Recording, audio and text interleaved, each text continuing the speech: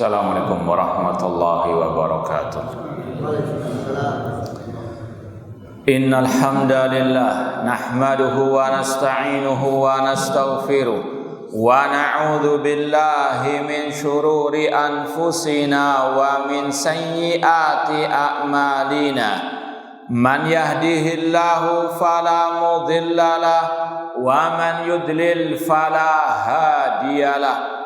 Asyhadu an la ilaha illallah wahdahu la syarikalah wa asyhadu anna Muhammadan abduhu wa rasuluh. Ya ayyuhalladzina amanu taqullaha haqqa tuqatih wa la tamutunna illa wa antum muslimun. Ya ayyuhan nasu taqu rabbakumul ladzi khalaqakum min nafsin wahidah wa khalaqa minha zawjaha wa batha minhuma rijalan katsiran wa nisaa'a wattaqullaha alladzi tasaaluna bihi wal arham innallaha kana 'alaikum raqiba. Ya ayyuhalladzina amanu taqullaha wa qulu qawlan sadida yuslih lakum a'malakum wa yaghfir lakum dhunubakum wa may yuti'illaha wa rasulahu faqad faza fawzan 'azima. Amma ba'd, fa inna asdaqal hadithi kitabullah wa khairal hadi hadi Muhammadin sallallahu alaihi wasallam wa syarrul umuri muhdatsatuha wa kullu muhdatsatin bid'ah wa kulla bid'atin dhalalah wa kulla dhalalatin finnar.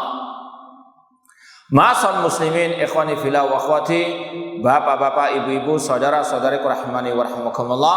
Alhamdulillah, segala puji bagi Allah Subhanahu wa taala yang mempertemukan kita kembali dalam kajian kitab Fadlul Islam oleh Syekhul Islam Muhammad bin Abdul Wahhab rahimahullah dengan ta'liq atau penjelasan singkat dari Fadilatul Syekh Al-Allama Abdul Aziz bin Baz rahimahumullahu ta'ala.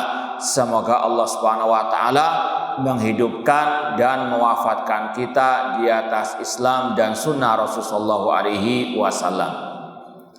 Sekarang kita sampai bab qaulillahi ta'ala wa man yabtaghi ghairal islami dinan falan yuqbala min wa huwa fil akhirati minal khasirin.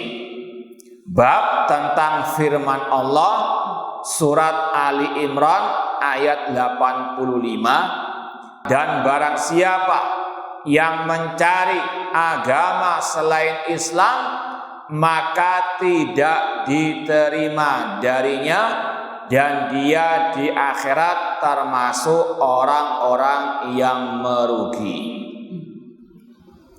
Sekedar murojaah, apa yang dimaksud dengan al-Islam dalam judul kitab Fadlul Islam ini? Ada yang ingat?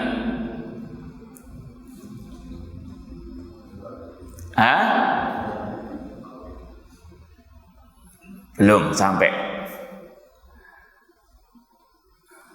Atau pertanyaan yang mungkin semisal, inti pembahasan kitab ini berkaitan dengan apa?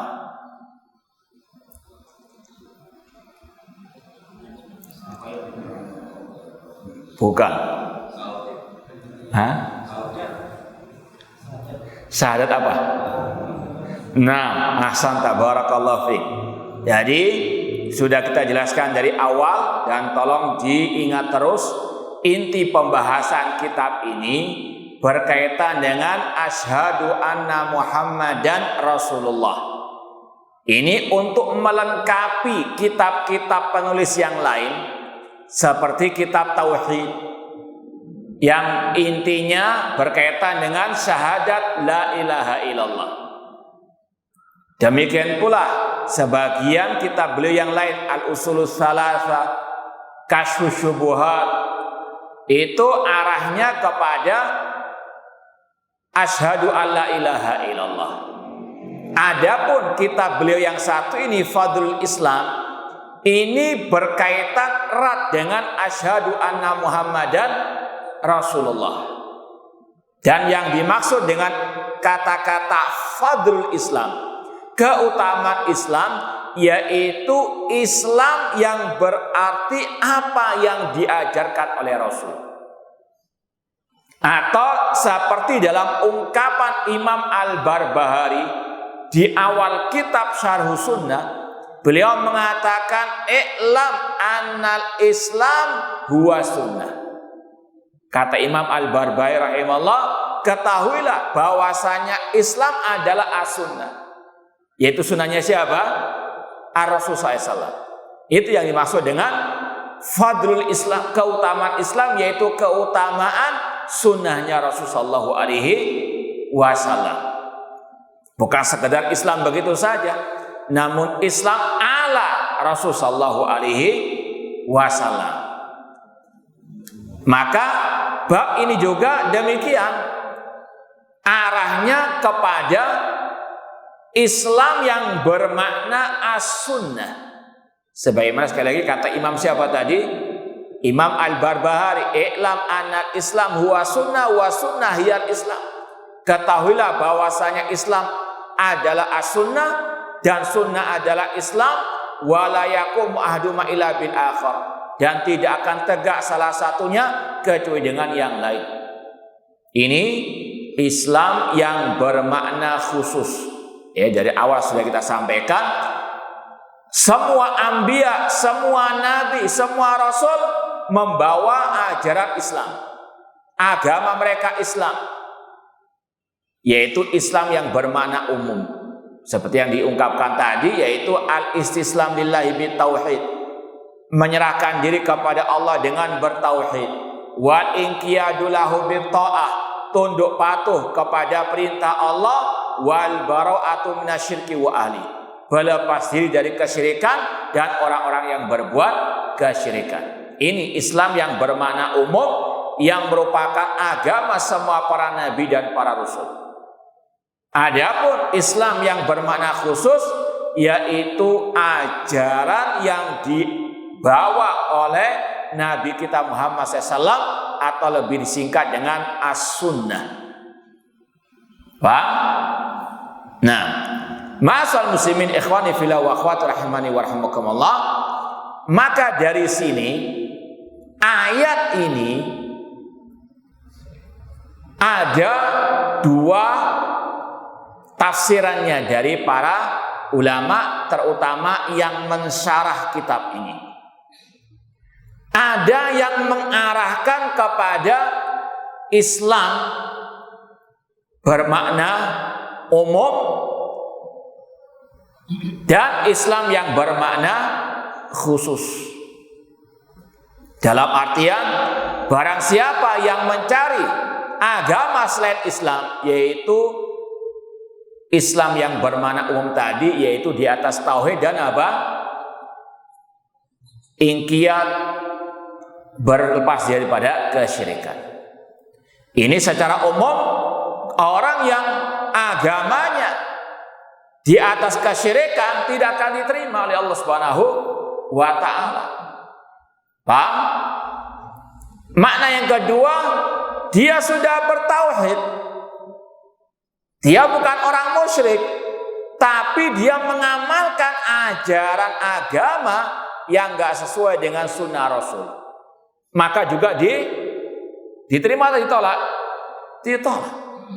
Sekali lagi, ayat ini khususnya dalam bab ini, kalau kita baca syarah penjelasan para ulama-ulama, itu ada dua tafsirannya. Ada yang mengarahkan kepada Islam secara umum, bahwasanya siapapun yang beragama di atas kesyirikan, tidak di atas tauhid, maka apa? Ditolak, tidak diterima. Walau asyraku lahabita anhum ma kanu ya'malun.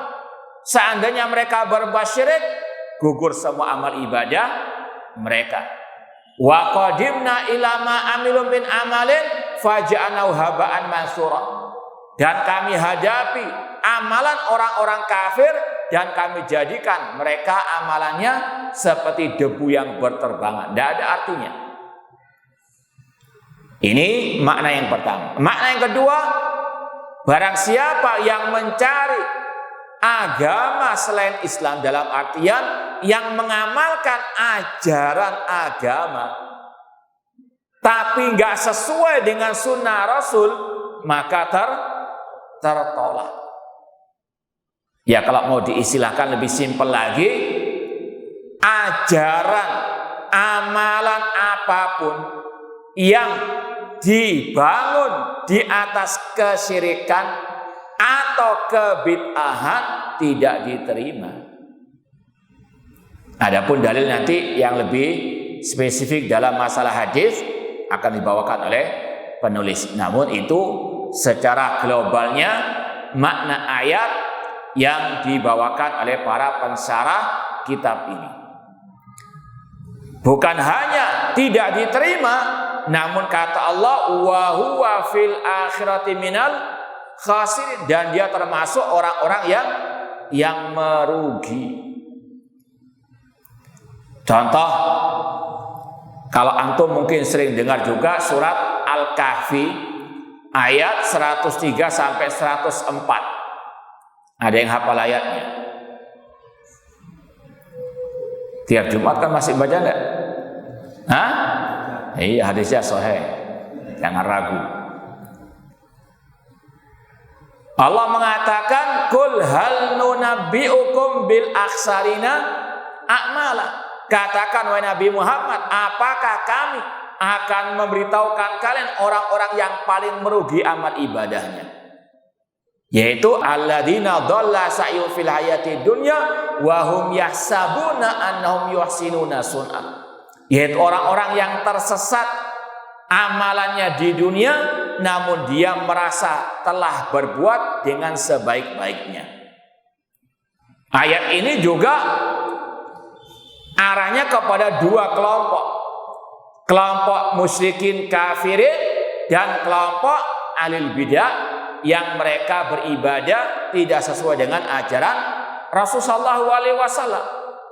Dan Al-Khalifatul Rasyid Ali bin Abi Thalib ketika mentafsirkan ayat ini, beliau mengatakan ayat ini turun ditujukan kepada kelompok Al-Khawarij. Kelompok apa? Khawarij, mbahnya teroris. Mereka meneriakkan syariat jihad, namun jihad yang tidak syar'i alias jihad yang bid'i.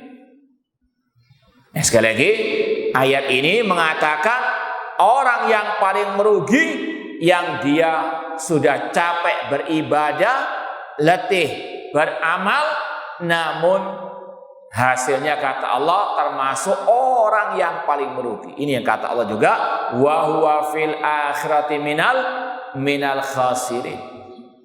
Yang rugi di akhirat tadi diantaranya orang-orang kafir yang mereka capek letih beribadah tidak diterima karena mereka tidak bertauhid.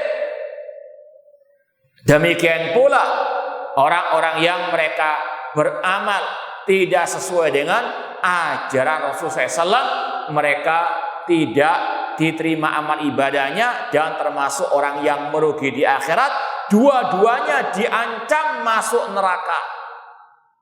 Orang kafir jelas, innalladzina kafaru min ahlil kitabi wal musyrikina fi nari jahannam khalidina fiha ulaika hum syarrul bariyah.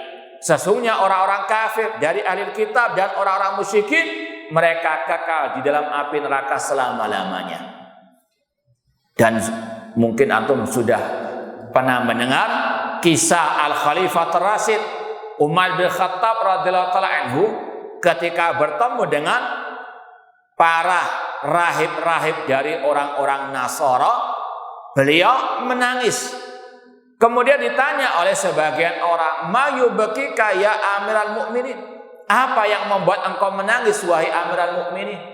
Kata Al-Khalifatul Rasyid Umar bin Khattab radhiyallahu anhu, ketika aku melihat rahib-rahib orang-orang Nasara tersebut, aku teringat dengan firman Allah, amilatun nasibah. Mereka sudah beramal amilah dan nasibah, capek, lelah, letih mereka beribadah. Apakah balasannya surga? Apakah balasan mereka pahala kenikmatan di akhirat? Tidak. Kata Allah, tasla naran amiyah. Mereka dimasukkan ke dalam api neraka yang menyala-nyala. Sudah apa? Padahal capek, lelah, letih beribadah, namun malah api neraka. Kenapa? Karena tadi mereka tidak bertauhid, mereka berbuat syirik. Demikian pula mereka juga tidak mengikuti ajaran Nabi mereka. Ya, di antaranya Nabi Isa alaihi assalam yang juga menyuruh kepada at-tauhid. Demikian pula Rasul mengatakan, kullu bid'atin dhalalah wa kullu dhalalatin finnar. Setiap kebid'ahan itu sesat dan setiap kesesatan tempatnya di neraka. Ya, meskipun sudah sering kita ingatkan, ini ancaman yang berkaitan dengan kaidah-kaidah umum.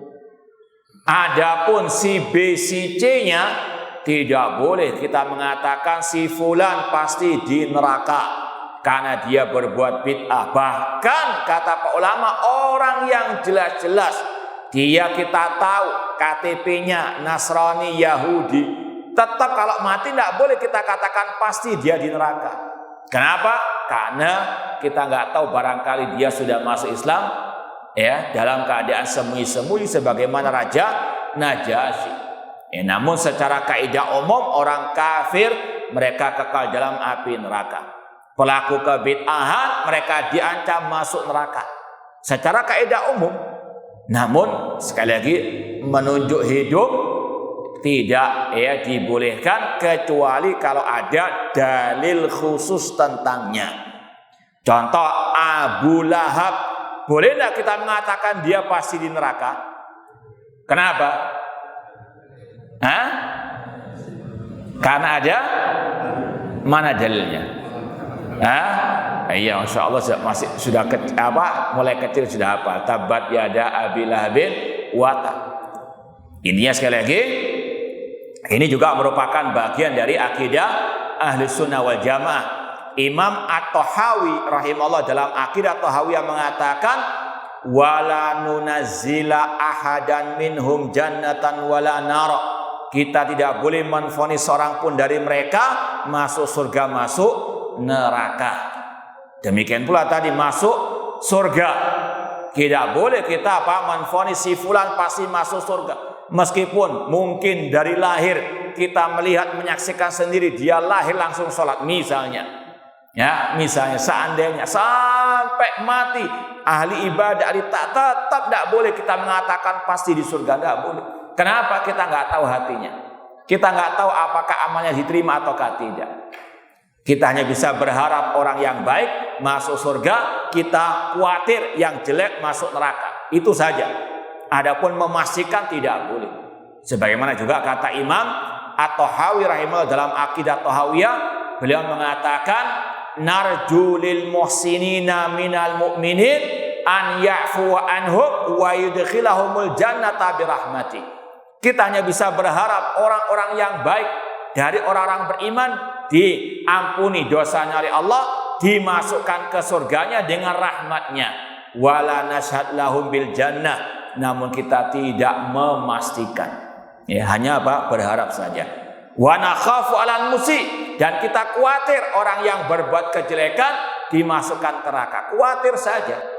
Namun memastikan tidak boleh, kecuali tadi kalau ada dalil yang memvonisnya dengan surga atau neraka secara khusus. Nah, intinya ayat ini ada dua penafsiran para ulama, meskipun secara umum banyaknya diarahkan kepada barang siapa yang mencari agama selain Islam maka tidak diterima darinya.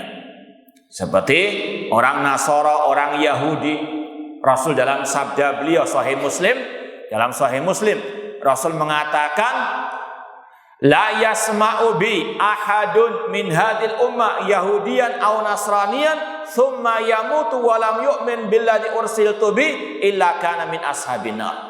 Kata Rasul, tidaklah seorang pun dari umatku, yang dimaksud di sini umat ad-dakwah, baik Yahudi ataupun Nasrani, yang dia telah mendengar tentang ajaranku, Islam yang aku bawa, namun dia tidak beriman dengannya, kalau dia mati maka dia masuk ke dalam api neraka.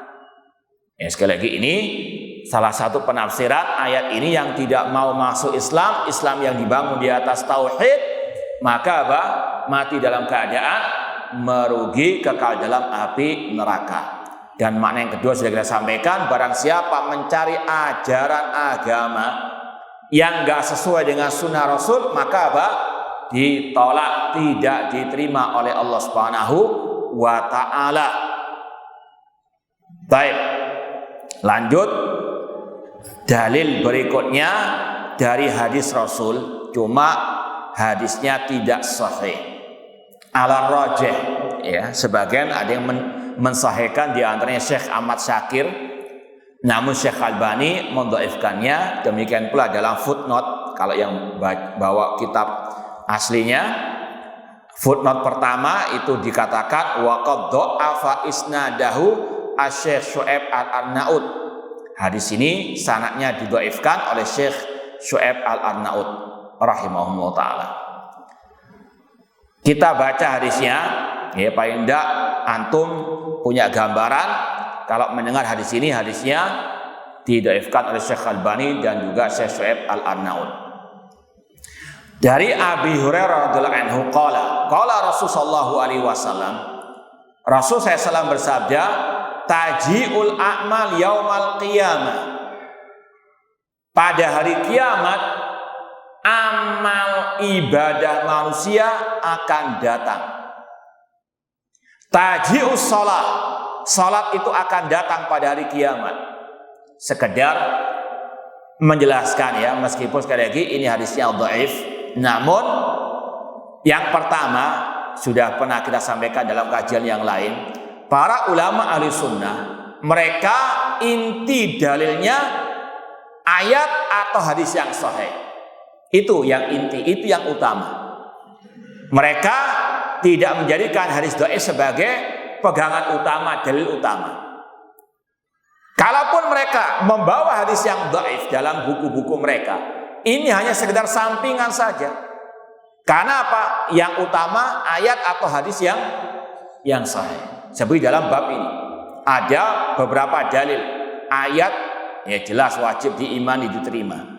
Yang kedua, hadis setelah ini hadis sahih dalam Sahih Muslim. Paham? Itu kaidah yang harus dipahami. Kemudian yang ketiga, kata para ulama, ketika ulama ahlu sunnah membawakan hadis yang dhaif, bisa jadi ijtihadnya mereka ketika meneliti hadis itu, menurut pendapat mereka itu sahih. Paham ya? Karena ini masalah ijtihad juga para ulama ahli al-hadis, seperti yang kita sampaikan tadi, Syekh Albani, Syekh Syu'aib al-Arnaud, mereka berdua mendhaifkan. Namun Syekh Ahmad Syakir mensahihkan. Ya, ini masalah ijtihad. Ya, namun meskipun yang rajih dalam pembahasan ini dhaif, wallahu taala alam. Masal muslimin ikhwani fillah wa akhwati rahimani wa rahimakumullah. Kemudian ada makna yang tersirat dari hadis ini yang dijelaskan dalam hadis yang sahih lainnya. Di antaranya pembahasan masalah amal itu pada hari kiamat akan datang. Ya. Kalau orang yang menuhankan akal tidak akan mempercayai masa sesuatu yang abstrak itu akan apa? Datang. Ya. Yang datang itu sesuatu yang apa? Berwujud. Ya. Maka ulama Ahlussunnah mengatakan Allah ala kulli syai'in qadir. Allah maha kuasa atas segala sesuatu. Gak ada yang mustahil bagi Allah Subhanahu wa ta'ala. Sekali lagi, kalaupun ini hadisnya dhaif, hadis yang lain contohnya Rasul mengatakan Iqra'ul Qur'an fa innahu ya'ti yaumal qiyamah syafi'an li ashabihi. Bacalah Al-Qur'an karena Al-Qur'an akan datang pada hari kiamat memberi syafaat kepada yang membacanya, yang berpegang teguh dengannya. Pada hari kiamat, kata Rasul SAW, ketika para penghuni surga sudah masuk surga semuanya, penghuni neraka sudah masuk neraka semuanya, Allah akan mendatangkan al-maut, kematian, dalam bentuk al-kabas, kambing apa? Kibas. Dan Allah akan menyembelih kambing kibas tersebut sebagai pernyataan semuanya kekal abadi di dalam tempatnya masing-masing. Yang di surga kekal, yang di neraka kekal, tidak akan ada lagi kematian. Ini sekali lagi menunjukkan apa? Allah Maha Kuasa atas segala sesuatu.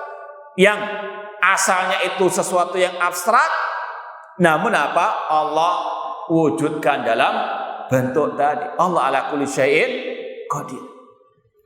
Demikian pula di alam barzakh, ketika orang mukmin sudah bisa menjawab pertanyaan mungkar wa nakir, man rabbuka wa man nabiyuka wa ma dinuka, maka dia diberikan nikmat kubur. Semoga Allah menganugerahkan kepada kita nikmat kubur dan menjauhkan kita dari azab kubur. Orang beriman setelah menjawab pertanyaan mungkar wa nakir tersebut, dibentangkan baginya surga. Dia merasakan nikmat surga meskipun belum masuk surga. Kemudian akan didatangi seseorang yang tampan wajahnya, wangi baunya. Ketika ditanya, siapa dirimu? Orang itu menjawab, ana amaluka as-soleh. Aku amal solehmu. Amal soleh kelihatan tidak? Tidak sesuatu yang abstrak. Namun apa? Allah ala kulli syai'in qadir. Ini akidah Ahlussunnah wal Jamaah. Selama ada dalilnya, sami'na wa shaddaqna, kita benarkan. Sekali lagi, meskipun ini hadisnya dhaif, namun maknanya di antaranya masalah amal itu akan datang, amal yang asalnya itu abstrak dirubah menjadi sesuatu yang berbentuk, itu ada dalam hadis-hadis yang sahih dan dibenarkan. Paham? Disebutkan dalam hadis ini, salat akan datang, fatakul, dan dia berkata, ya Rabbi ana salat, wahai Rabbku, aku adalah salat. Fayaqulu innaki ala khairin, sesungguhnya engkau di atas kebaikan. Summa taji'us sadaqah, kemudian datang sedekah alias zakat. Fatakul ya Rabbi ana sadaqah, wahai Rabbku, aku adalah sedekah zakat. Fayaqul innaki ala khair, Allah mengatakan sesungguhnya engkau di atas kebaikan. Summa yaji'us siyam, kemudian puasa akan datang pada hari kiamat. Seraya berkata, ya Rabbi ana siyam, wahai Rabbku, aku adalah puasa. Fayaqul innaka ala khair, sesungguhnya engkau di atas kebaikan. Summa taji'ul a'mal ala dzalik, kemudian datang semua amal-amal. Fayaqulullahu azza wa jalla innaka ala khair, dan Allah mengatakan engkau di atas kebaikan. Kemudian ini intinya, summa yaji'ul Islam, kemudian datanglah al-Islam. Fayaqul ya Rabbi antas salam wa anal Islam, ya Rabbku, engkau adalah as-salam. Dan ini dikuatkan oleh ayat Al-Quran. Di antara al-asma'ul husna, nama Allah apa? As-salam. Wallahu alladzi la ilaha illa huwa al-malikul quddus as-salam. Ya, sekali lagi, meskipun hadisnya ini dhaif, namun makna atau sebagian makna yang terkandung dalam hadis ini ada penopangnya dari hadis atau bahkan ayat-ayat Al-Quran. Di antaranya penetapan nama Allah As-Salam. Dan juga dalam hadis tentang zikir selesai sholat, yaitu apa? Allahumma anta as-salam. Ya Allah, engkau adalah as-salam. Ya mungkin masjid ini juga namakan dari nama Allah Al-Asmaul Husna tersebut as-salam. Ya. Cuma kalau antum ditanya, apa arti as-salam? Nah, tiap hari mungkin masuk as-salam. Apa arti as-salam? Kata para ulama, arti Allahumma antas salam, ya Allah engkau adalah as-salam. As-salam dari kata-kata salima yaslamu, as-salama alladhi yaslam min kulli aibin wa naqsin. Kalau kita belajar fikih al-asmaul husna, dan alhamdulillah kita dulu pernah mengkaji ya fikih asmaul husna secara ringkas, ya 99 nama Allah dengan makna-maknanya dan dalil-dalilnya. Ini nanti silakan dilihat di YouTube kita masalah fikih asmaul husna tersebut. As-salam di antara maknanya kata para ulama yang selamat dari segala kekurangan dan aib. Ini maknanya sebetulnya mirip dengan subhanallah, maha suci Allah. Jadi as-salam itu maknanya mirip dengan at-tasbih, maha suci Allah. Allah wajib disucikan dari segala yang tidak layak baginya. Allah maha suci dari kekurangan dan aib. Allah maha suci dari sekutu-sekutu, tandingan-tandingan. Itu mana apa? As-salam. Nah,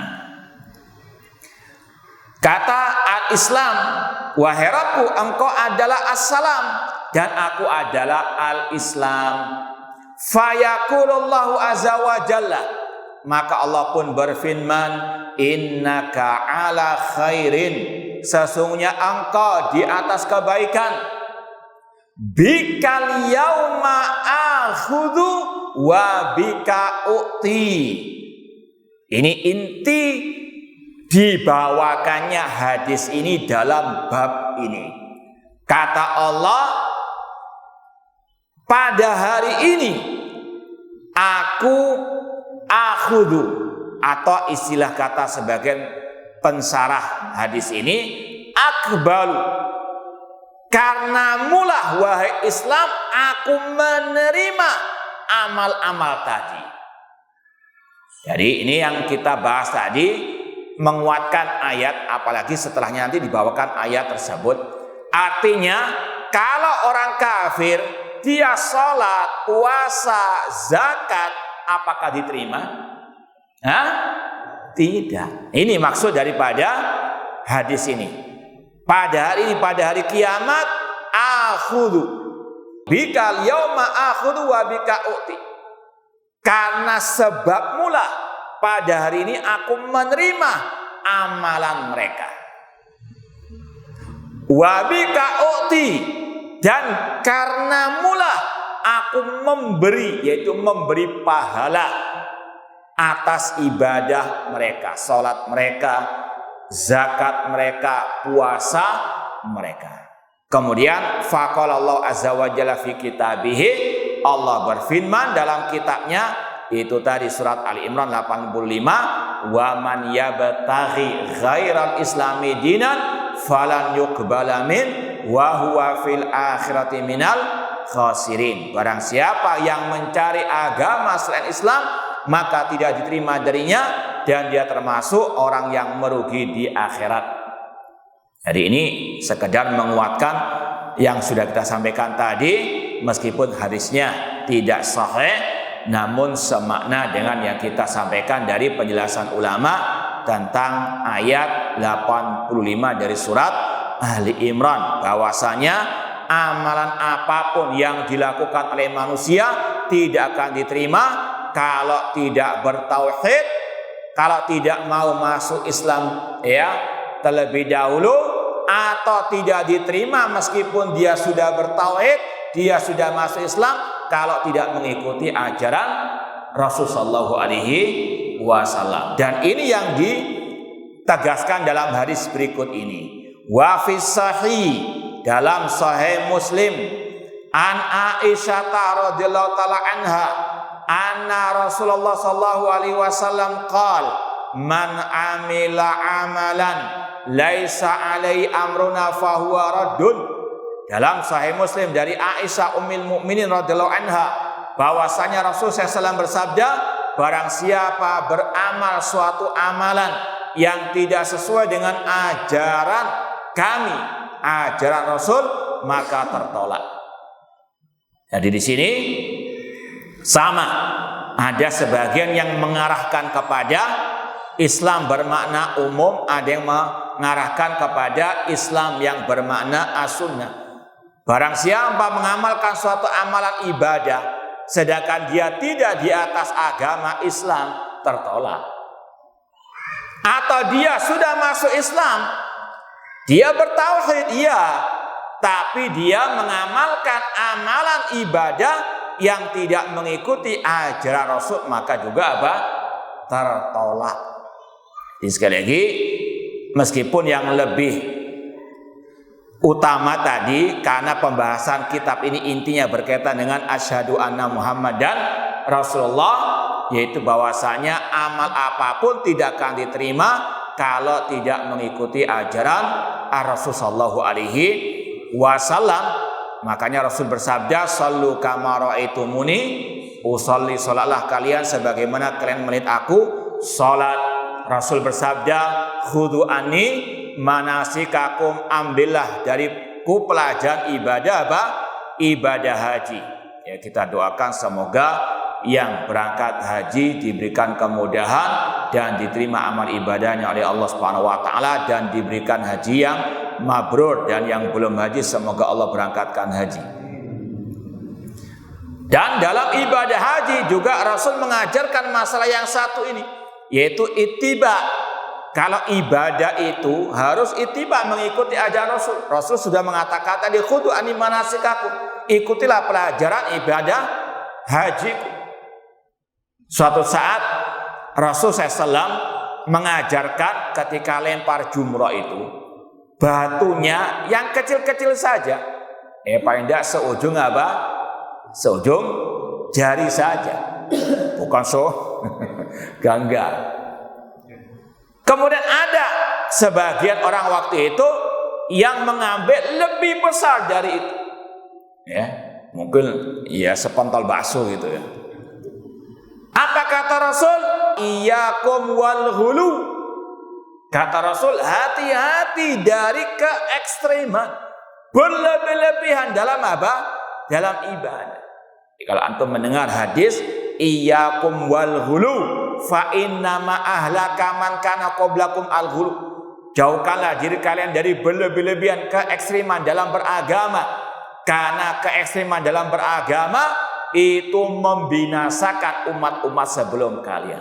Apa keekstreman? Yaitu tadi diajari ngambil batu yang kecil untuk lempar jumrah, ngambil yang apa?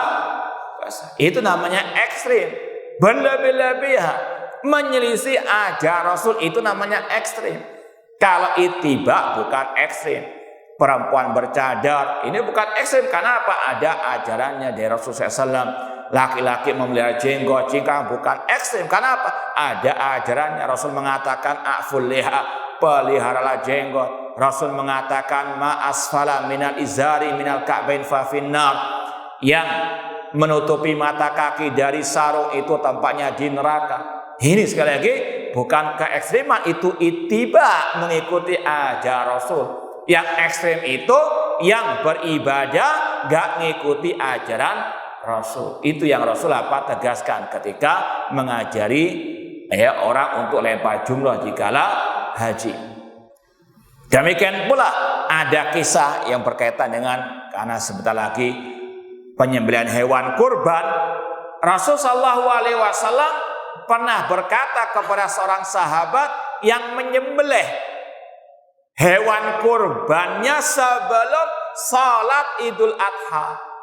Rasul mengatakan syatuka syatulahmin, dagingmu ini daging yang gak ada nilai ibadahnya, gak nilai pahala.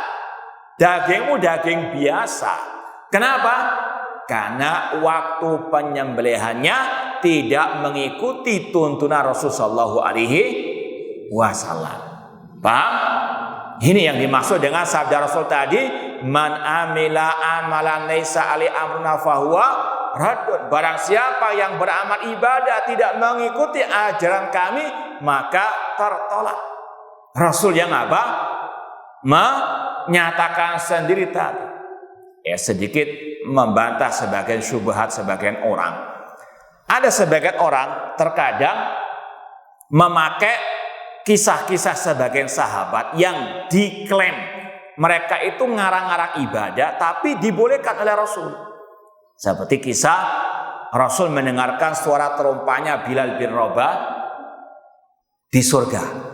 Ketika ditanya kenapa? Karena beliau apa? Salah sunnah apa? Wudu. Ya, itu berarti boleh apa? Ngarang-ngarang ibadah itu para sahabat. Yang pertama dijawab, dulu zaman Rasul sebelum meninggal dunia, Islam masih belum disempurnakan oleh Allah Subhanahu wa taala. Masih ada apa? Syarat-syarat yang diturunkan.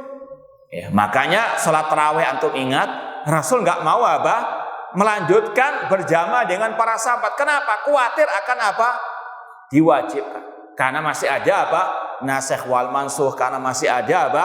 Syarat yang turun masih belum disempurnakan. Beda dengan sekarang. Beda dengan setelah Rasul meninggal. Setelah Rasul meninggal, al-yauma akmaltu lakum dinukum. Tidak ada lagi yang baru. Sudah yang Rasul ajarkan yang dipaten. Itu yang pertama. Bedakan dengan apa? Di zaman masih belum disempurnakannya apa? Al-Islam. Yang kedua, kaidah para sahabat ngarang pun Rasul bolehkan. Kita kata para ulama, enggak semuanya yang memang itu dibetulkan oleh wahyu ilahi itu sunnah takririyah. Namun coba sebagian kisah tadi, sahabat menyembelih sebelum apa? Apakah dibenarkan? Enggak semutlak itu. Semua sahabat ngarang baru dibenarkan, dibolehkan. Enggak. Dipilih. Yang cocok dengan wahyu Allah diterima, nggak cocok ditolak. Bang, itu bantahan yang kedua. Bahwasanya apa? Orang yang menyembelih hewan kurbannya sebelum sholat Idul Adha tidak terima. Demikian pula sebagian sahabat yang mungkin kisahnya masyhur, 3 orang sahabat dalam Sahih Bukhari hadisnya, kisahnya datang ke istri Rasul bertanya tentang ibadah-ibadahnya Rasul. Kemudian mereka merasa ibadahnya Rasul masih sedikit karena Rasul sudah diampuni dosa yang telah lalu dan akan datang. Salah satu dari mereka mengatakan, aku akan apa? Sholat malam terus, gak mau tidur, fokus sholat ibadah, sholat tahajud. Yang kedua mengatakan, aku akan berpuasa terus, gak akan berbuka, fokus ibadah puasa. Yang ketiga mengatakan, la tazawwaju nisa, aku gak mau menikahi perempuan, fokus ibadah. Apakah diterima oleh Rasul, dibenarkan? Tidak. Dari kaidah, wah nggak apa-apa, buktinya para sahabat ngarang, yang baru Rasul betulkan, nggak semuanya. Ya, ini semuanya apa? Kembali kepada sunnah takririyah. Kalau Rasul benarkan, itu kembali kepada sunnah. Ya, kita pernah mendengar istilah sunnah takririyah. Sunnah yang merupakan persetujuan dari Rasul. Sahabat ya yang mempelopori, namun diikrarkan. Ini kembalinya kepada sunnah Rasul, bukan para sahabat yang intinya. Kamu apa? Sekali lagi kepada sunnah Rasul. Buktinya tadi ada sebagian amalan para sahabat tidak direstui, tidak disetujui oleh Rasulullah, maka apa? Nggak boleh diamalkan. Paham insyaallah ya. Kemudian kalau bantahan yang berikutnya, mereka mengatakan itu para sahabat mengarang yang baru, kemudian apa? Dibetulkan. Sekarang intinya itu bukan amalan sahabat tadi, namun apa? Persetujuan dari Rasul. Kalau mereka mengarang, mana takrir dari Rasul SAW? Apakah ada? Kalau tidak ada, ya beda, jangan disamakan. Itu sekedar bantahan kepada orang-orang yang ngarang-ngarang ibadah baru, namun berdalil dengan syubhat tadi. Paham insyaallah ya? Ma'asal muslimin ikhwani fillah wa akhwati rahimani wa rahmakumullah. Kalau mau diperinci tadi ya kita bahas ada 6 hal yang perlu diperhatikan ketika kita beramal, ketika beribadah agar diterima oleh Allah Subhanahu wa taala. Ya. Tadi yang berkaitan dengan masalah waktu, ya. Jadi kita ibadah harus ikhlas dan ittiba. Dalam ittiba itu harus memperhatikan 6 hal dalam beribadah. Tadi masalah waktu, jangan sampai kita beribadah waktunya enggak sesuai dengan sunnah Rasul yang diajarkan Rasul. Seperti tadi Allah saja berfirman, fasalli li rabbika wanhar, salatlah untuk Rabbmu dan sembelihlah. Sebagian ulama tafsir mengatakan ayat ini berkaitan dengan Idul Adha. Dalam ayat itu Allah mendahulukan salat atau sembelihan dulu. Salatlah untuk Rabbmu dan sembelihlah. Sembelihan itu selesai salat, maka enggak sah menyembelih sebelum salat. Paham? Dan itu dikuatkan juga oleh hadis Rasulullah SAW. Demikian pula masalah ibadah salat yang berkaitan dengan waktu, maka harus perhatikan waktu. Salat itu diwajibkan atas orang beriman pada waktu-waktu yang sudah ditentukan. Boleh enggak sekarang kita salat zuhur berjamaah? Kan kita mumpung masih kumpul fresh masih kan. Ya, mungkin nanti sudah ngantuk. Ya, kita salat berjamaah zuhur. Boleh tidak? Tidak boleh. Karena apa? Belum waktu masuk salat zuhur. Enggak bisa hanya modal ikhlas saja. Niat saya ikhlas kok. Ya. Kan kayak kita nggak tahu kalau masih main akal-akalan ya.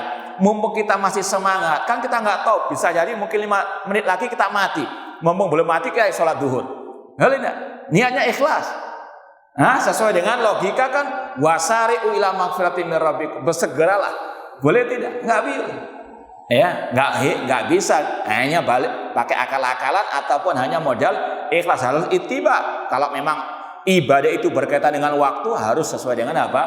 Waktunya. Kembali kepada Ramadan, Syawal juga demikian. Awal Ramadan ditentukan oleh Rasul kapan waktunya, yaitu apa? Sumu li ru'yati, puasalah kalau melihat hilal. Kalau belum melihat hilal, jangan berpuasa. Atau kata Rasul, fa in humma alaikum fa akmilu iddata sya'ban 30. Kalau langit tertutup mendung, ya meskipun hitung-hitungan ada, ya kelihatan hilalnya, kelihatan dalam alam hitung-hitungan, namun kalau tertutup mendung, tetap kata Rasul genapkan bilangan bulan Sya'ban apa? Ini waktu ibadah Rasul sudah tentukan. Ya. Demikian pula waktu ibadah haji. Kan ada ini akal-akalannya kelompok liberal. Apalagi dulu ada kasus mungkin kematian jemaah haji, mereka usulan iblis, naudzubillah min dzalik. Daripada uyel-uyelan, desak-desakan terus, dibagi saja waktu haji itu, ya, bulan Rajab, bulan Sya'ban, ya kan? Jangan ya 1 tahun sekali toh, nanti apa tadi desak-desakan. Ini usulannya apa? Iblis. Ini sama saja daripada tadi, ya kita nggak tahu besok akan atau nanti 5 menit lagi akan mati. Sekarang aja salat zuhur. Naudzubillah min dzalik. Ini ibadah sudah ada apa? Ya aturannya, waktu-waktunya. Ya. Ini sekali lagi harus betul-betul diperhatikan masalah waktu. Yang kedua masalah tempat. Kalau ibadah itu berkaitan dengan tempat harus diperhatikan. Contoh iktikaf di 10 hari terakhir itu di masjid, bukan di kamar, di rumah, bukan. Allah mengatakan wala tubashiruhunna wa antum akifuna fil masajid. Jangan kalian menggauli istri kalian sedangkan kalian iktikaf di masjid. Demikian pula haji itu hanya apa? Ya, mulai dari mikotnya sudah tertentu.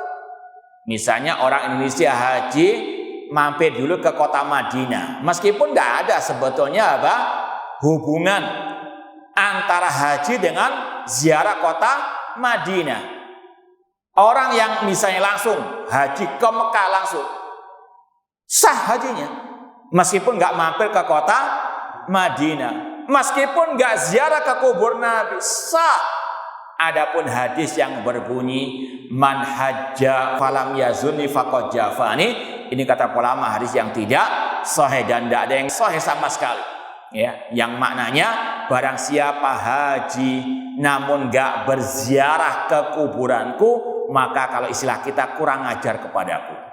Itu artinya tidak ada yang sahih sama sekali.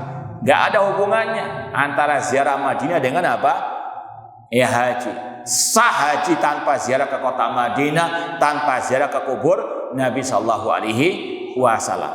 Namun seandainya ya orang itu ziarah ke Masjid Nabawi, karena orang yang ziarah ke kota Madinah itu niatnya pertama kali harus ziarah ke masjid, bukan kuburan. Karena Rasul mengatakan la tusaddur rihal ila tsatan masajid, tidak boleh orang safar ya ke suatu tempat dalam rangka mendapatkan keutamaan tempat itu kecuali 3 masjid. Masjid Haram, Masjid Nabawi, dan Masjid apa? Al-Aqsa. Namun kalau sudah sampai Madinah silakan. Sudah ziarah ke Masjid Nabawi, ziarah ke kubur silakan. Namun niat utamanya ziarah Masjid Nabawi ke kota Madinah. Kemudian kalau sudah dia di kota Madinah mau berangkat haji, ya mikotnya sudah tertentu, yaitu di Dzul Hulaifah. Mikotnya di Dzul Hulaifah. Makanya dulu ada kisah Imam Malik ditanya oleh seseorang, min aina uhrim? Wahai Imam Malik, dari mana aku mulai ihram? Kata Imam Malik, min Dzul Hulaifah min haitsu ahrama Rasulullah SAW. Berangkatlah, mulailah dari mikot Dzul Hulaifah sebagaimana Rasul memulai ihramnya. Orang itu mengatakan, bagaimana kalau aku ihramnya dari kuburan Nabi, dari Masjid Nabawi? Kata Imam Malik, la taf'al, jangan engkau lakukan itu. Fa ini akhsha alaikal fitnah, karena aku khawatir engkau mendapatkan fitnah. Kata orang itu, fitnah apa? Aku hanya menambah beberapa mil saja antara mikot Dzul Hulaifah start orang haji atau umrah dengan Masjid Nabawi. Kalau ukuran jam naik bis itu sekitar mungkin 20-30 menit lah kurang lebih.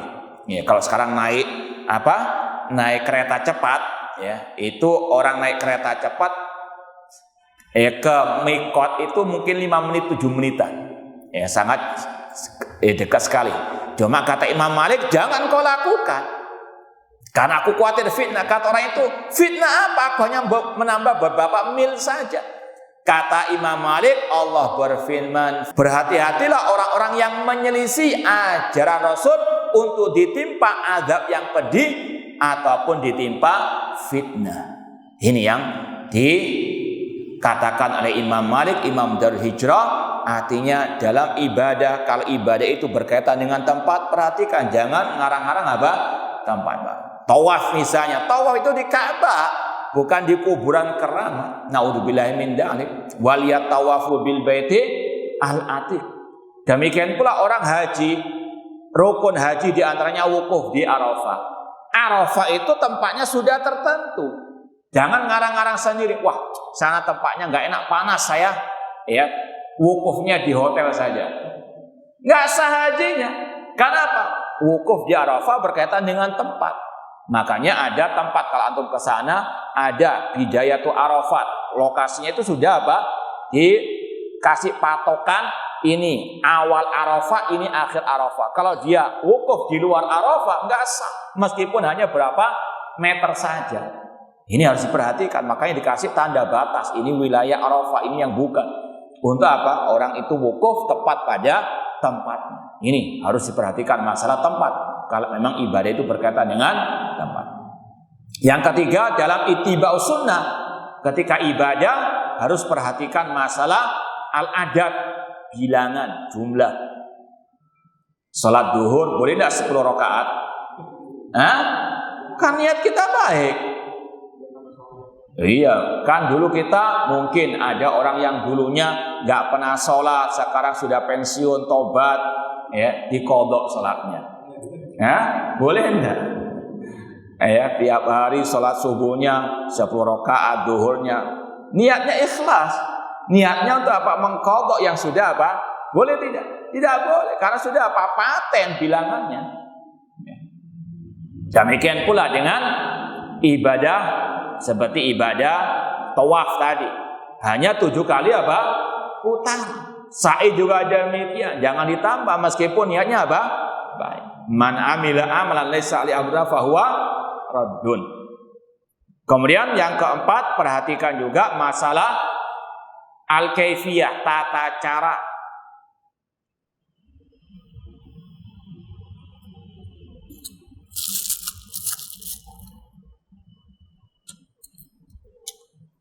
Bismillah. Sebagaimana kata Rasul tadi, sallu kama ra'aitumuni usalli. Rasul sudah menjelaskan tata cara salat mulai dari takbiratul ihram sampai salam, lengkap komplit sudah. Demikian pula sebelum salam, setelah salam, apa saja yang dilakukan sudah ada. Jangan ngarang-ngarang yang baru lagi. Demikian pula harus tumaknina ketika salat. Makanya Rasul ketika melihat ada orang yang tidak tumaknina ketika sholat, cepat-cepatan sholatnya, maka Rasul mengatakan irji fasoli fa innaka lam tusalli. Kembalilah engkau sholat karena engkau belum sholat. Rasul mengatakan orang itu enggak sah sholatnya. Kenapa tadi? Karena tidak tumaknina, tidak mengikuti ajaran Rasul sallallahu alaihi wasallam. Kalau ada orang yang ini juga syubhat, yang tahu diterima atau enggak amal kita kan Allah Subhanahu wa taala.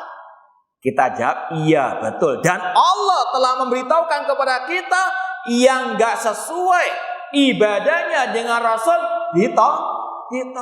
Betul, Allah yang Maha Tahu, dan Allah memberitahukan kepada kita lewat sabda Rasul, man amila amalan laisa alaihi amruna fahuwa raddun. Paham?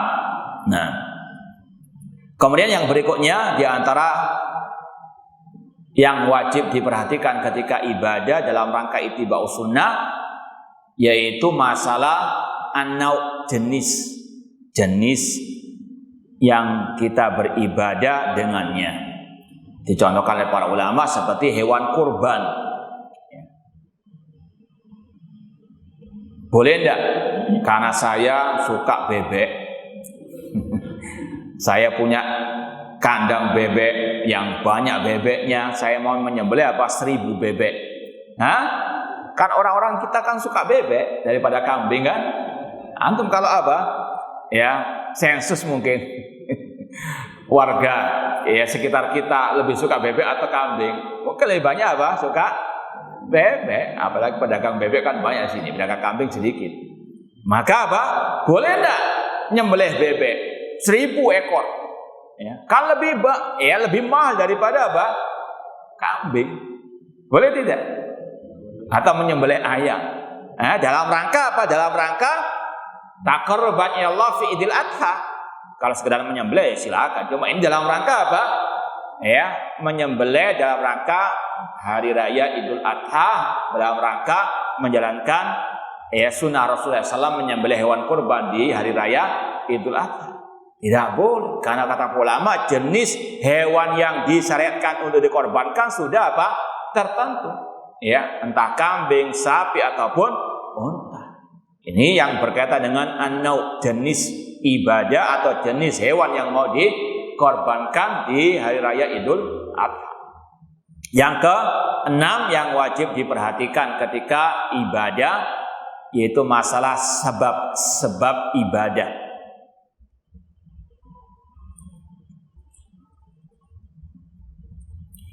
Mungkin ada orang yang niatnya baik, dia lahir misalnya sekarang tanggal berapa sekarang? Mas saya? Iya, 4 Juni. Saya besok ulang tahun misalnya. Ini ada orang-orang awam sebenarnya. Maka nanti malam saya niat untuk sholat tahajud dalam rangka ulang tahun saya. Kata ulama, sholat tahajud disyaratkan silakan, cuma jangan dia kait-kaitkan dengan sebab-sebab tertentu. Ya, makanya Imam An-Nawawi sendiri dalam fatwa beliau ketika mengomentari masalah puasa salat nisfu Sya'ban ataupun salat ghaib, kata beliau bid'atani mungkaratan, 2 bid'ah yang mungkar. Kenapa tadi? Sebabnya enggak disyariatkan. Kalau mau sholat tahajud ya silakan, tiap hari silakan. Cuma jangan dikait-kaitkan dengan apa? Sebab-sebab tertentu yang tidak ada syariat ajarannya dari Nabi Muhammad SAW. Mau tahun baru, mau tahun baru Hijri ataupun Masehi, kemudian apa mengkhususkan dengan sholat tahajud tadi atau puasa tertentu. Maka ini kata ulama masuk dalam kategori man amila amalan laisa alaihi amruna fahuwa raddun. Wallahu taala alam. Ya, kita baca taklid ya. Sama hadis Syekh bin Baz rahimahullah taala, beliau berkata, wa makna hadal kalam, makna ucapan ini, annahu yajib ala jami'il ummah an tattabi'al Islam, wajib bagi semua umat manusia mengikuti ajaran Islam. Dan sudah kita lewati wajibnya masuk agama Islam.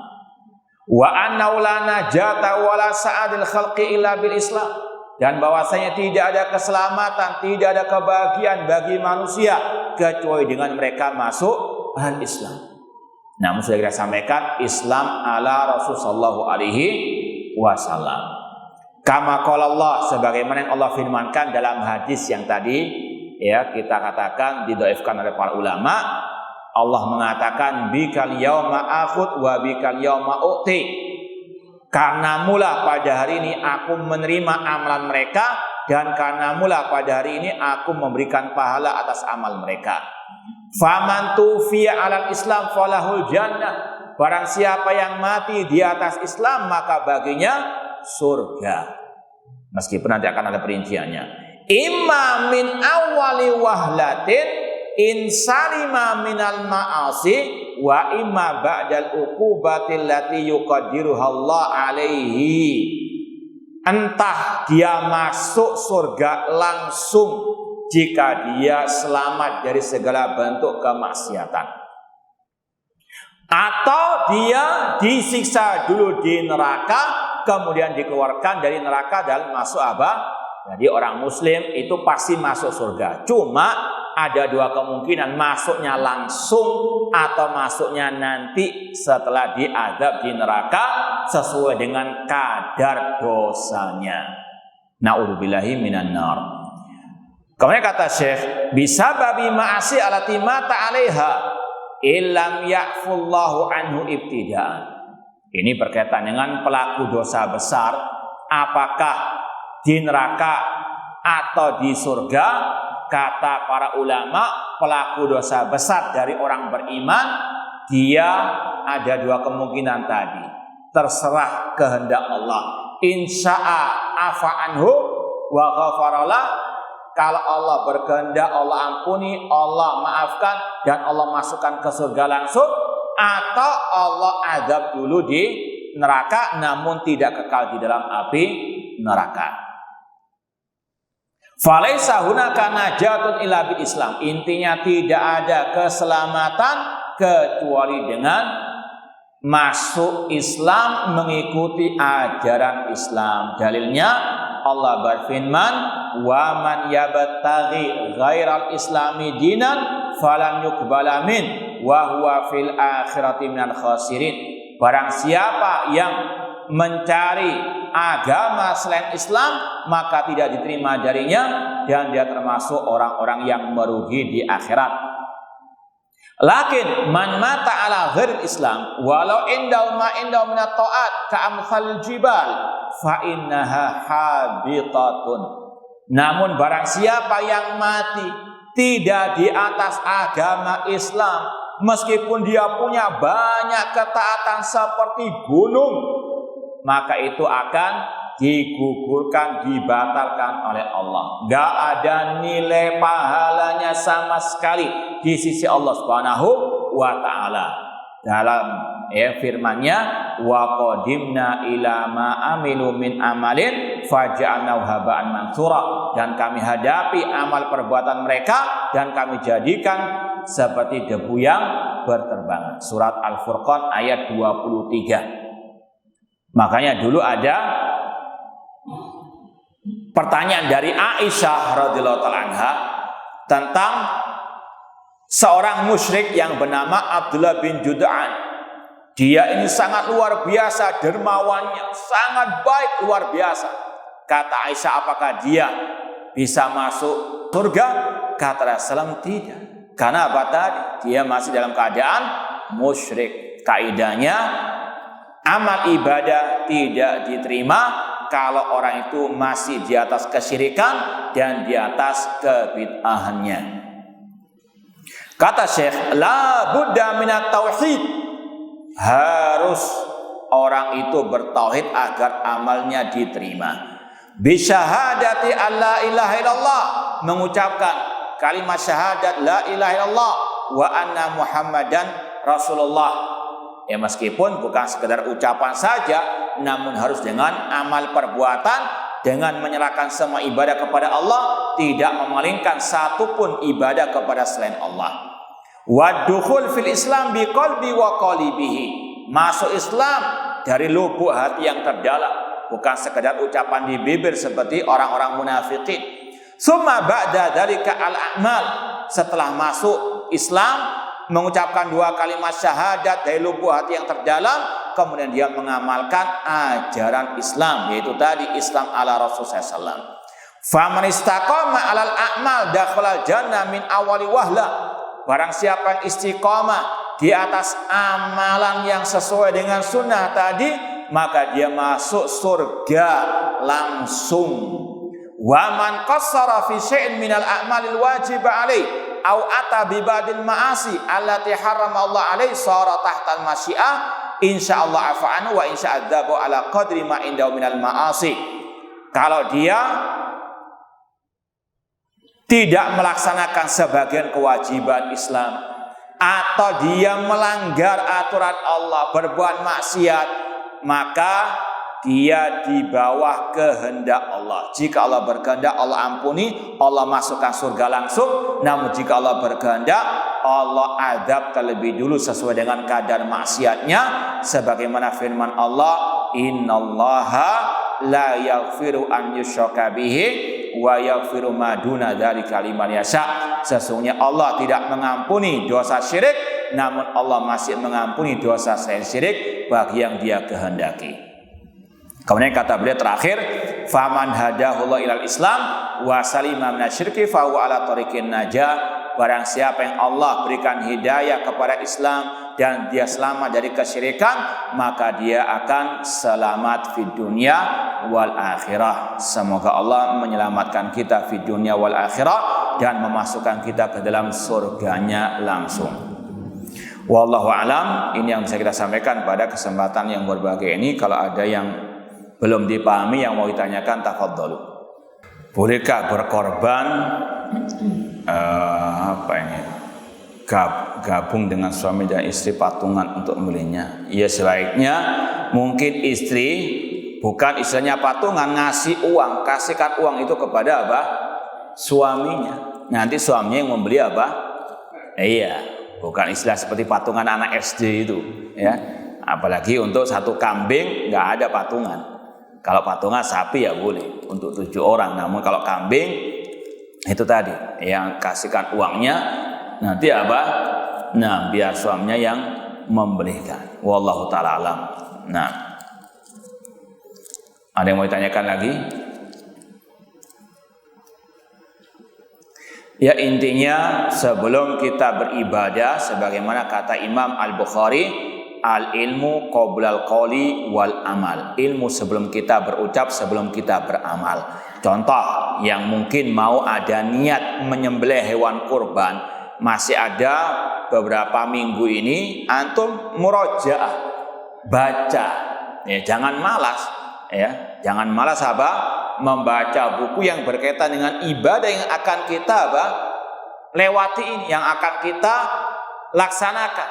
Ya, mumpung sekali lagi, ya, entah nanti berkaitan dengan penyembelihan korban atau nanti berkaitan dengan masa sholat Idul Adha, ya, atau mungkin musim-musim akhirat 10 awal bulan Dzulhijjah.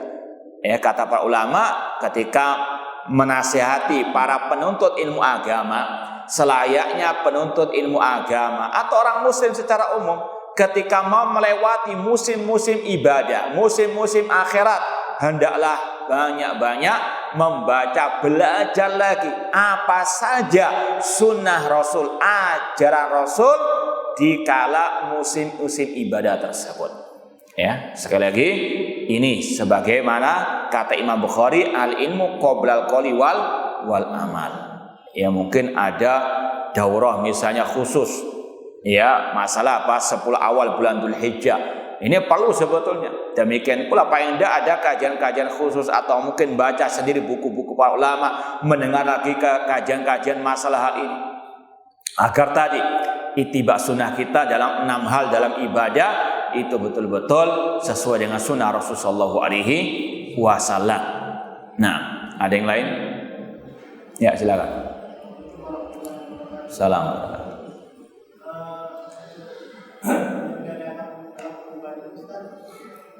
Kan sapi menurunkan orang, terus panitia itu menetapkan nilainya berapa orang. Di situ ada unsur-unsur yang berkaitan untuk pemeliharaan sapinya, jaganya, itu terus ada juga konsumsi dari panitia ini. Iya, yang pertama harus dipisahkan dulu masalah harga binatangnya, karena yang paling inti, ya, selayaknya ya harga yang dipatok oleh panitia itu dipisahkan antara harga sapinya dengan harga tadi masalah teknis, masalah pembelian dan sebagainya. Ya, paling tidak harus transparan lah. Itu tidak ada masalah, itu masalah teknisnya saja. Cuma yang paling penting tadi, ya, kita urunan 7 orang untuk beli sapi berapa harganya, ya, kemudian masalah makanan sebagainya itu dipisahkan dari harga sapinya tersebut. Wallahu taala alam.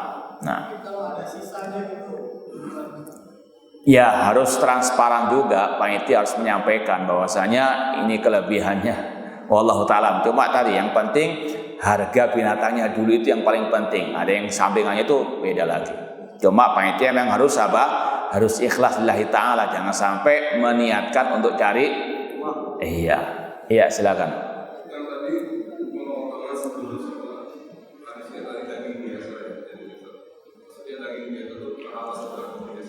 Tidak ada nilai pahala sama sekali.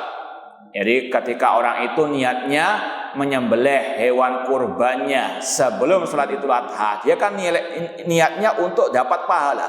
Tapi kata Rasul tidak. Ini sekedar daging biasa, kayak orang makan daging biasa, nggak ada nilai pahala sama sekali. Nggak ada sama sekali, nggak ada. Jadi ditolak niatnya, kan niat awalnya kan untuk apa? Tadi niatnya awalnya untuk dia mendekatkan diri kepada Allah, Idul Adha berkorban. Tapi kata Rasul, syatu kasyatulah min, dagingmu daging biasa saja, nggak ada nilai pahalanya. Nah, ada yang lain? Ya, silakan. Silakan, Pak. Ini biasanya di sekolah SMA muridnya iuran tahunan. Ya. Tapi dari nilai kami itu di satu sekolahan anak iuran dalam satu tahun itu kan hasilnya berapa bulan kan, tapi kemudian disebutkan berkorban. Ada yang katanya apa ini untuk latihan. Ya. Iya, wallahu alam. Kalau latihan sebetulnya ya sekali 2 kali lah. Jadi wallahu alam lebih baik, apalagi mungkin ya agendakan untuk urunan ya 7 orang beli 1 sapi. Ya. Adapun itu ya kayak anak ya yang latihan puasa tidak ada masalah juga. Ya, cuma tadi nilai pahalanya iya. Jadi kalaupun dikatakan latihan, jangan latihan ya kayak begitu terus lah. Kan masalahnya sekolahnya, berkaitan dengan sekolahnya itu. Ya, dilatih untuk apa? Sekarang latihan itu latihan ittiba'us sunnah. Ya. Kalaupun tadi itu ya tadi nilai pahalanya bukan pahala hewan kurban Idul Adha. Ya, wallahu taala alam. Jadi kalau bisa, dan alhamdulillah mungkin sebagai sekolah-sekolah ya tadi diatur sebagaimana dalam panitia ke masjid dan sebagainya, 7 orang 1 sapi misalnya. Ya, kalau memang nggak mampu ya sudah, fattaqullaha masata'tum. Yang lain, ya silakan. Terkait pelaku dosa besar yang meninggal tapi dia beriman ya Ustaz, sama bertaubat. Itu kan tergantung kehendak Allah ya Ustaz, apakah dia masuk surga atau di neraka. Nah, kehendak Allah itu misalnya kalau dikehendaki Allah tanpa neraka atau surga, itu apakah karena memang ada amalan juga yang menyebabkan dosanya yang punya itu seperti apa? Taib, yang pertama Allah Maha Adil. Allah menempatkan sesuatu pada tempatnya.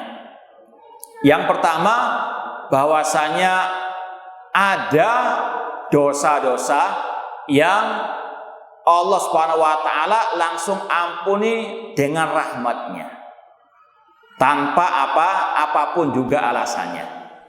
Dan ini yang harus kita betul-betul imani. Dalam hadis Rasul bersabda, Allah berfirman kepada para malaikat, akhriju minan nar man kana fil qalbi mithqal dzarratin min iman. Keluarkanlah dari api neraka orang-orang yang dalam hatinya ada sedikit keimanan.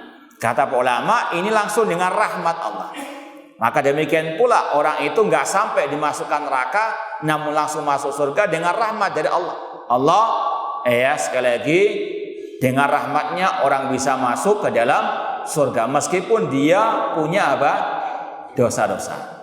Ya, meskipun ada sebagian yang dihapuskan dosanya karena amal kebaikannya, karena syafaat Nabi Muhammad SAW. Banyak, ada banyak sebab orang itu bisa meraih surga. Makanya kalau antum belajar misalnya tentang syafaat Nabi kan banyak. Di antara syafaat Nabi itu syafaat beliau untuk orang yang hampir masuk neraka namun langsung arahkan ke dalam surga. Itu juga ada. Jadi banyak macam-macamnya orang itu meskipun dia punya dosa tapi langsung masuk surga. Ada dengan sebab syafaat, ada dengan sebab dia punya amal baik yang lain, ada pula langsung Allah masukkan dengan rahmatnya. Wallahu ta'ala alam. Nah, ya, tafadhal. Kenapa? Iya. Apa pertanyaan? Iya, dalam riwayat Aisyah, sebagian ummahatul mukminin mereka mengqadha sampai bulan Sya'ban sebelum puasa berikutnya. Boleh.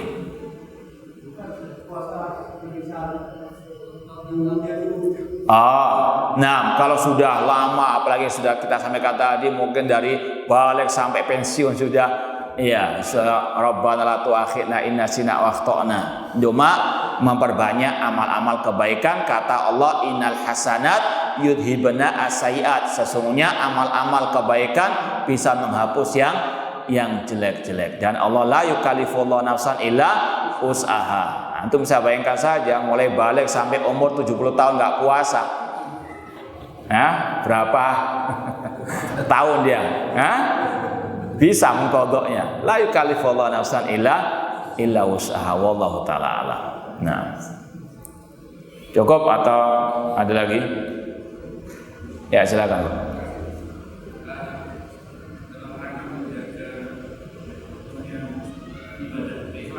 Iya.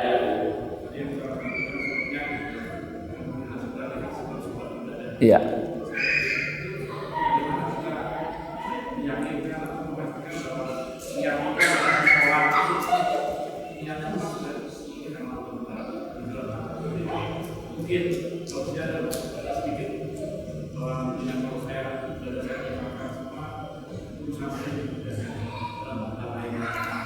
Iya, tadi yang berkaitan dengan 6 hal itu memang kaitannya bukan dengan ikhlas, namun berkaitan dengan ittiba.